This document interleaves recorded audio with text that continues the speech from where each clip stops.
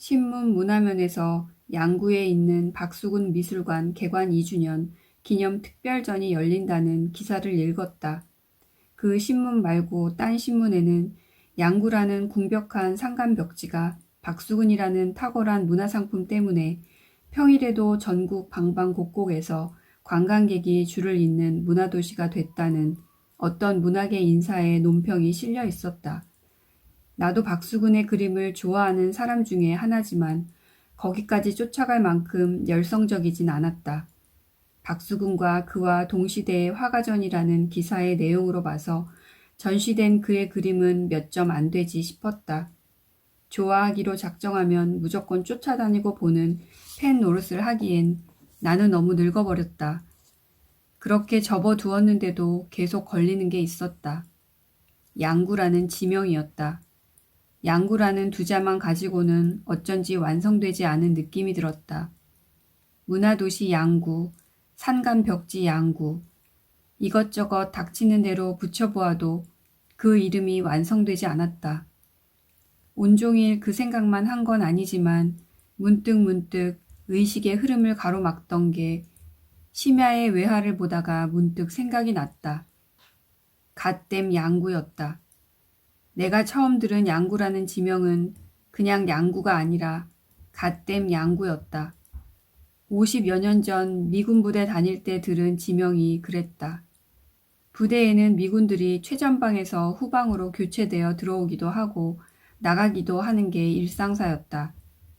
온통 전진을 뒤집어 쓴 군복에서 초연 냄새가 풍기는 미군에게 어느 전선에 있다가 오느냐고 물으면 대개는 장단, 판문점, 철원, 인제 등 지명을 굴리는 발음으로 그러나 알아듣게 말하는데 유독 양구만은 씹어뱉듯이 진저리를 치면서 갓댐 양구라고 대답하곤 했다. 어쩌다 한두 사람이 그러는 게 아니라 공통적으로 그러했다. 아마 거기가 유난히 격전지였거나 아니면 기후나 지형이 혹독한 땅이었을 것이다. 그동안 어떻게 변했는지 가보고 싶었다. 본디 모습을 모르는데 어떻게 변화를 알아보려는지 혹시 그놈의 갓댐 양구를 기억하고 있는 걸로 그 시절의 양구를 기억하고 있는 것처럼 착각을 하고 있는지도 몰랐다. 과연 양구는 오지였다. 그러나 길 닦는데 도 같은 우리나라 토목기술에 오지는 없었다. 마침 5월이었다. 오염되지 않은 산수와 아찔한 낭떠러지를 동시에 즐기며 어느 틈에 미술관에 당도했다. 보통의 농촌에서 단박 후미 같은 게 느껴진 건 대화가의 출생지라는 선입견 때문이겠지만 결국 그런 게 문화의 힘이 아닐까? 미술관은 그의 그림처럼 소박하고 친근했다. 버스 2대로 단체로 온 사람은 7, 80명은 돼 보였다. 거의 젊은 사람들이었고 아이들을 데리고 온 사람도 적지 않았다. 예상한 대로 박수근의 그림은 몇 점 안 됐지만 동시대의 화가들 그림이 소품인데도 하나같이 진수만 모은 것처럼 빛나서 오길 참 잘했다 싶었다. 거의 가족 아니면 친구끼리 온 사람들 중에서 나처럼 외톨이도 있다는 걸 우리끼리는 곧 알아보게 되었다. 나이는 나하고 비슷해 보이는데 나보다 멋쟁이여서 솔기에 모조 진주가 달린 하늘색 바지와 같은 색의 책 넓은 모자가 썩 잘 어울렸다. 우린 별말은 안 했지만 어떤 그림은 오래 보고 어떤 그림은 빨리 보는 속도가 잘 맞아 저절로 같이 다니게 되었다. 내가 먼저 말을 걸었는데 불쑥 한다는 소리가 이런 그림을 보면 슬쩍 훔쳐가고 싶다고 했다. 어느 예쁜 그림 앞에서 주위의 눈치를 살피는 신용까지 하면서 그렇게 말했는데도 그 멋쟁이 할머니는 나를 이상한 사람 취급하는 것 같지는 않았다. 조금 친해진 느낌이 들었다. 박수근의 무덤을 이장할 때 나왔다는 유품을 보면서 이번에는 그가 불쑥 말했다. 나는 박수근의 그림을 보면 괜히 눈물이 난다니까요. 주책이죠? 나는 놀라면서 그의 얼굴을 자세히 봤지만 눈물 자국은 없었다. 그가 정정을 했다. 정물화나 풍경 말고 사람이 나오는 그림 말이에요. 여긴 없어서 섭섭하지만 다행이에요. 눈물이 나오면 우는 대신 슬쩍 합장을 한다니까요. 부처님한테 하듯이. 곧 유홍준 미술관장이 사람들을 모아놓고 박수근 미술관의 내력과 그의 예술에 대한 해설을 시작했기 때문에 우리의 대화는 그 언저리에서 중툭이 잘렸다.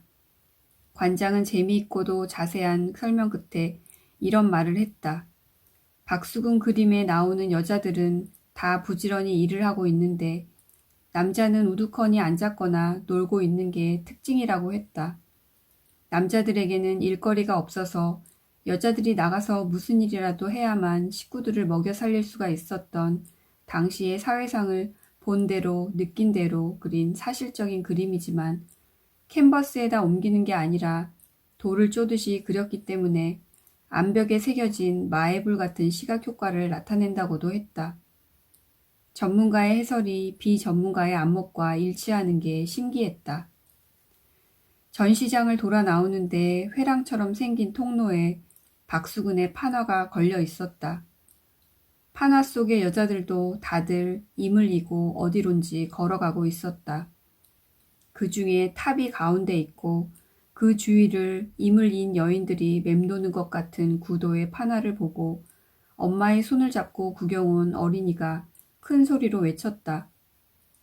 엄마, 저 아줌마 대빵 큰 모자 썼다. 그치? 여인들이 머리에 인 빈 광주리가 대빵 큰 모자로 보였던 것이다. 그 아이는 아마 광주리는커녕 작은 보퉁이 하나도 머리에 인 것을 본 적이 없을지도 모른다. 그 시절의 광주리는 정말이지 대빵 컸다. 지름은 1미터 가까이나 되지만 운두는 손을 올려 잡을 수 있어야 하는 걸 감안해 낮게 왕골로 엮은 광주리는 뚝섬에서 두세 평씩 밭대기한 열무나 굵은 육종 마늘 10접도 한꺼번에 담을 수가 있었다. 어떻게 그 많은 것을 잘 쟁여 담느냐가 문제지 목이 어떻게 그 무게를 지탱할 수 있느냐는 문제 삼지 않았다. 입만 이면 여자들의 목은 움츠러들기는커녕 오히려 빳빳이 일어섰다. 그 남자의 어머니처럼 굽은 허리까지 일으켜 세우는 이상한 임질도 있었다. 등짐 장사로 생업을 삼은 애비가 식구들에게 뼈가 부러지고 등가죽이 벗겨지도록 일해놓으라고 공치사하는 반면 여자들은 광주리 장사를 회고할 때 목이 빠지게 임질을 했다고 표현하는 것만 봐도 알 수가 있다. 어려운 시절이 지나고 여자들이 광주리 장수를 면하게 된 후에도 웬만한 집에선 대개 커다란 광주리 한두 개씩은 뒤란이나 광에 걸려 있었다. 김장 때 무나 절인 배추를 씻어 건져 담는데 없어서는 안 되는 생활 필수품이었으니까. 식구가 5식구만 되어도 김장을 100포기씩 할 때였다. 극도로 궁핍한 전시를 넘기자 김장을 몇 포기나 했냐로 그 집이 얼마나 살만해졌나 부의 척도로 삼는 시대가 왔다. 박수근이 표현한 그와 동시대의 여인들은 판화 속에서나 유화 속에서나 빈 광주리를 이고 있다. 그래서 귀로처럼 보인다. 귀로의 허기와 충만감, 귀로의 쓸쓸함과 조급증, 귀로의 피곤과 안도감, 그런 것들을 겪어보지 않고 어찌 읽어낼 수 있을까? 더군다나 미묘한 선이 생략되어 유화보다는 화강암에 새긴 오래된 부조처럼 보이는 작은 판화에서 어쩌면 그 멋쟁이 할머니한테만은 생략되었기 때문에 오히려 더 숨었던 미묘한 것들이 살아나 생으로 육박해 왔을지도 모른다는 생각을 하며 밖으로 나왔다.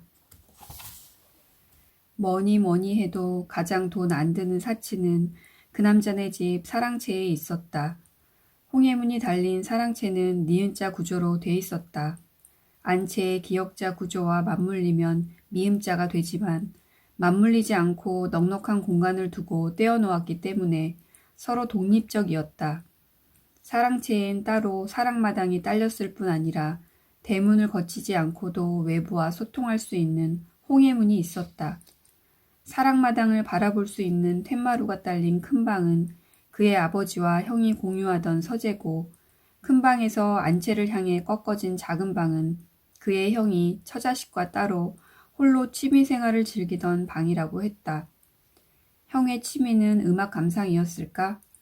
그 방엔 당시엔 드문 전축이 있었고 빼곡하게 꽂은 음반이 두 벽 천장까지 닿아 있었다. 내 귀는 클래식에 전혀 훈련이 돼 있지 않았다. 그것 때문에 나는 은근히 그에게 열등감을 느끼고 있었고 그것을 눈치챈 그는 나에게 최대한으로 친절하려고 애썼다. 그러나 이래도 귀에 기별이 안 가고 백이나 보자고 위협이라도 할 듯이 들려준 베토벤의 9번 교향곡을 듣고도 너무 시끄럽다. 어머니 깨시겠어. 라고 소음 취급을 하자 어처구니 없어 하는 표정이 되었다. 그렇다고 아주 단념한 건 아니었다. 고등학교 음악 시간에 귀에 익은 들장미, 라르고, 보리수 같은 가곡을 들려주기 시작했다. 그는 음반을 조심조심 마치 애무하듯이 다루었다. 그는 전축이 돌아가는 동안 다음에 걸 음반을 골라서 호호 살짝 입김을 불어넣기도 하고 작은 브러쉬로 닦아내기도 했다. 그 브러쉬는 원래는 음반 청소용이 아니라 화장할 때나 쓰는 것일 수도 있었다. 서양 여자의 속눈썹을 연상시키는 정교하고 섬세한 브러쉬였다. 부드러울 것도 같고 빳빳할 것도 같은 그 솔에 닿으면 전류가 통할 것 같은 기분이 들곤 했다. 음반을 어루만지고 싶어서 그러는지 먼지를 닦으려고 그러는지 분간이 안 되는 그의 골똘하고도 탐미적인 손놀림 때문일 것이다.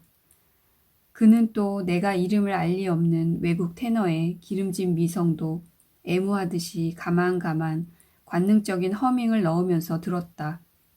소리 허밍인지 허밍이 소리인지 잘 구별이 안 됐다. 촉각과 청각이 서로 녹아들면서 아슬아슬한 도취의 순간을 만들어냈다. 그가 가장 자주 틀어준 음반은 보리수였다. 내가 뜻을 알고 듣는 유일한 가곡이기 때문일 것이다. Am Brunnen Holden Tore, Das steht ein Lindenbaum, Ich träumte in seinem Schatten, so manchen süßen Traum. 그 가사는 우리가 고3 때 배운 독일어 교과서에 나오는 시였다. 그 가사에다 그가 허밍을 넣는 걸 듣고 있으면 나는 온몸에 솜털이 곤두서는 것 같았다.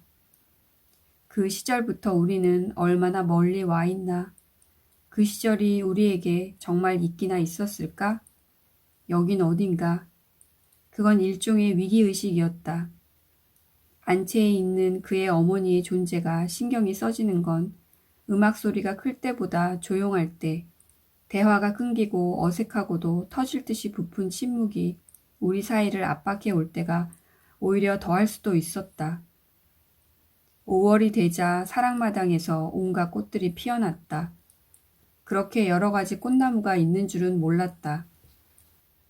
향기 짙은 흰 라일락을 비롯해서 보랏빛 아이리스, 불꽃 같은 연산홍, 간드러지게 요염한 유도화, 홍등가의 등불 같은 석류꽃, 숨가쁜 치자꽃, 그런 것들이 차례로 불온한 열정, 환향기처럼 걷잡을 수 없이 분출했다.